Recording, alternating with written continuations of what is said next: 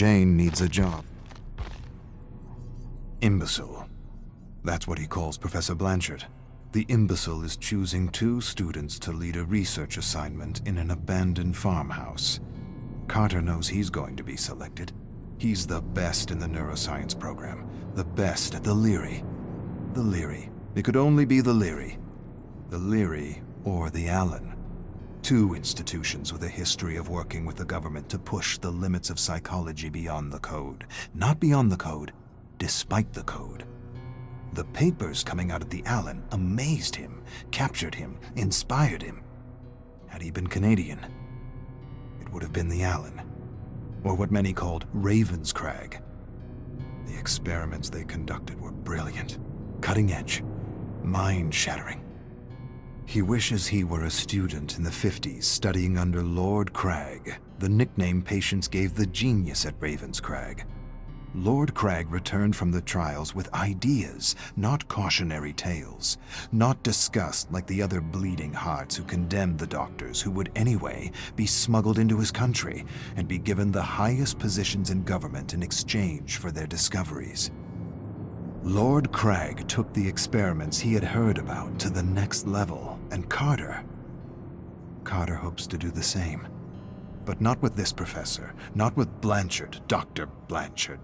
Bleeding Heart Blanchard. He has no idea what real power is. Real power is freedom. True freedom. Freedom beyond the limits of ethics and morality. Carter's leading the research assignment with another peer. The challenge? Secure the secret word through the good doctor, bad doctor interrogation technique put forward by some other bleeding heart imbecile at some other institution. He's bad doctor with a code, a list of do's and don'ts the imbecile gave him. Very limiting, too limiting, self-limiting even. How is he supposed to secure anything with these limits? Surely he realizes how futile the experiment is with this code. Nevertheless, he tries. He shouts at a fellow student sitting across the table from him. Shouts, big deal. Tell me or I'll... Shout again. The student doesn't take him seriously. He's play-acting fear. It's all make-believe for him. I should smash his skull and yank the secret word out of his substandard mediocre brain.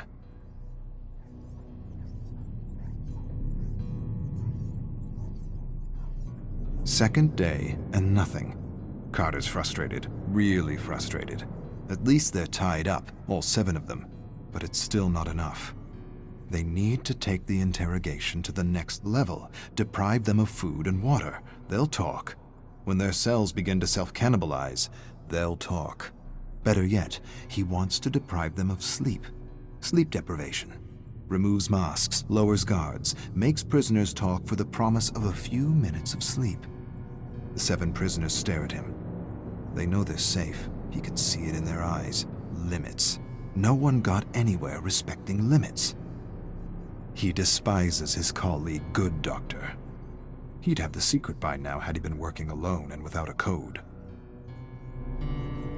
Ridiculous limits. Skinner knew better. Put his own kid in some kind of a box for years just to see what it would do.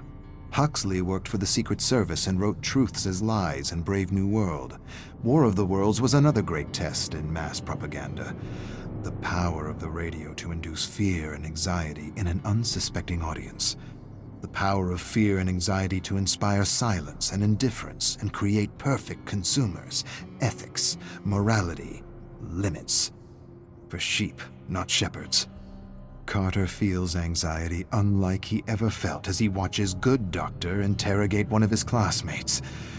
He approaches him from behind with a piece of wood, something he found on the ground, raises the makeshift club. Before he realizes what he's doing, he pounds the Good Doctor's head. Pretend fear becomes real fear as his fellow students stare at him in horror. No more Good Doctor. No more rules. No more limits. Except the limits of his imagination. Carter ties a student to a chair. Warm blood drips everywhere.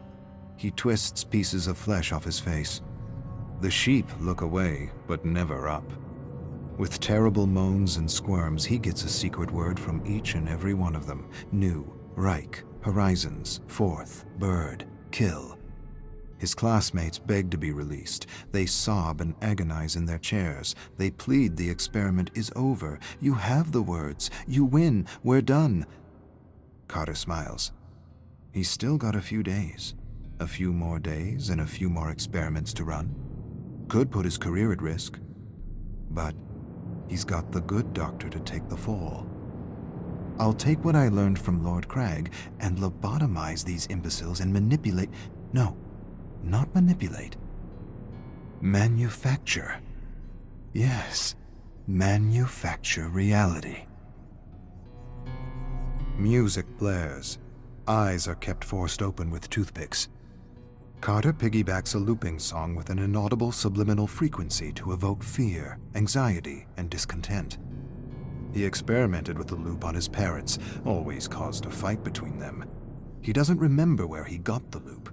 He first read about the subliminal frequency from advertisers. Advertisers deny subliminal loops work. Of course they do. Advertisers deny they use subliminal loops. But they do. They use them, and they work. They must. They must because peace and contentment is our natural disposition. War and discontent needs to be instilled, enforced, manufactured, repeated over and over again until it's the main script in the collective consciousness. Paperclip, Bluebird, MK Ultra, MK Delta, MK Search. They were all necessary. Lord Crag had the right idea, good instincts. So did the Black Sorcerer and the Dirty Trickster. They inspired all the goodies he brought with him in his bag. Music, drinks, drugs, lots of drugs. For a moment, just a moment, he hesitates. He'll probably go to jail for a long time if he uses his goodies. But being free, being truly free for a few days, is worth a lifetime of imprisonment. But I won't get caught. Good doctor will. Carter wonders if he can remother these sheep. Remother, he loves the term. He wishes it was his own, but it's not. Shock them with electricity and expose them to endless images of death, chaos, and destruction. Traumatize the brain, empty it, lobotomize these subjects to remother them with new personalities. He wonders if he could remother these sheep into wolves. Get them to kill each other. Better yet, turn these good, law-abiding students into serial bombers. He rips the plug out of a lamp, splits the wires, peels the wire, places the exposed wire into a student's mouth, slowly approaches the socket, taking in his terror, plugs it in, screams as he remothers this exemplary student. A putrid smell of burning hair and skin reaches his olfactory receptors. There's another stench. Imbecile soiled himself. Carter laughs. He hasn't been this stimulated in ages. To be free. To be truly free. Carter hasn't had this much fun since he first tried to transplant a mouse brain into a rabbit. A week isn't enough. He wishes he had more time. He needs more time. There are new avenues within the mind to explore. Too many avenues, not enough time. He wishes he had the tools to operate on their brains. There are knives in the kitchen. Good work. Not surgical precision, but good enough.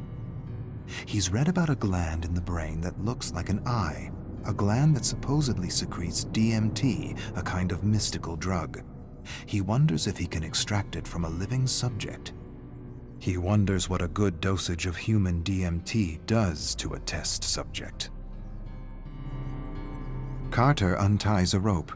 He's going to release Good Doctor. He's pumped him with drugs and programmed him with new thoughts. He believes the other students are Russian spies that need to be executed for national security. He unwraps the rope and places a screwdriver in his hands. He changes his mind, removes the screwdriver, replaces it with a fork, changes his mind again, replaces the fork with a spoon. He's never seen a spoon used to kill a human being. He backs away from Good Doctor, who is lost and confused, remothered. He says a phrase.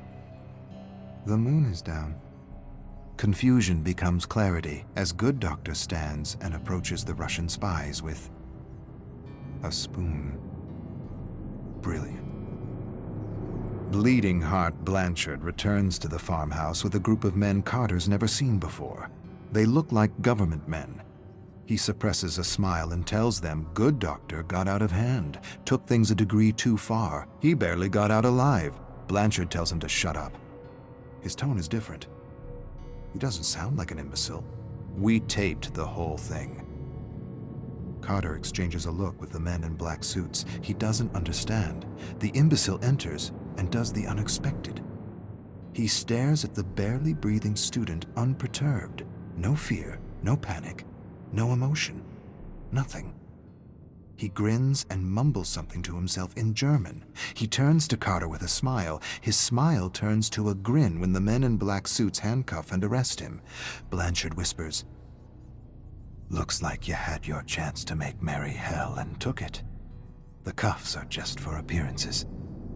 I don't understand." "Yes, you do. You understand much more than the others. Welcome to MK Awakening."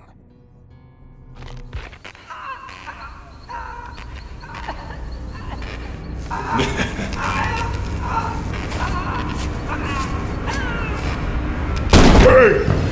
Huh?